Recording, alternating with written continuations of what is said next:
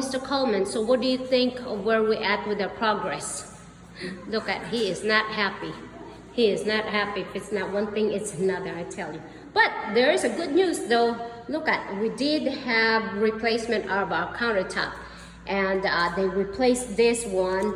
They had to take the, the fixtures in the sink. And that's where yesterday we had done a walkthrough. So yeah, like I said, as you guys see, there's blue tapes everywhere. There was a whole lot more. I don't know where the rest of the blue tapes, but there was leaking underneath the sink.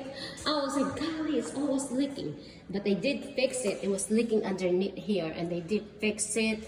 And and so I guess that's probably why they took the disposal, because they still have to do the work. It was leaking here. I'm like, golly, and it was leaking in the kids' bathroom. I'm like, gosh, what is all this leaking? So the plumber is gonna come tomorrow and to do the work in here. I thought they was gonna come today. I don't know what happened, but they did do some fixing in the roof.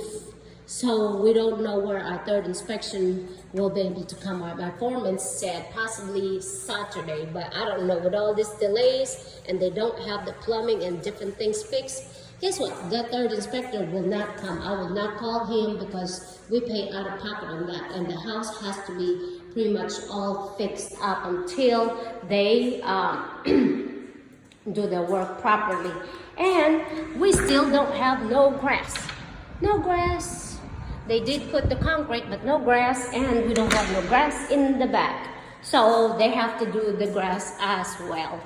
So that is, I thought they were going to do that today, but probably they will do that tomorrow. So this is basically where we're at. They did do some work yesterday, but anyhow, so you guys see that metal stuff, they did the work on the roof. We saw them doing the work. So yeah. I guess they're gonna finish it tomorrow. Like I said, we're supposed to close next week, so I don't know exactly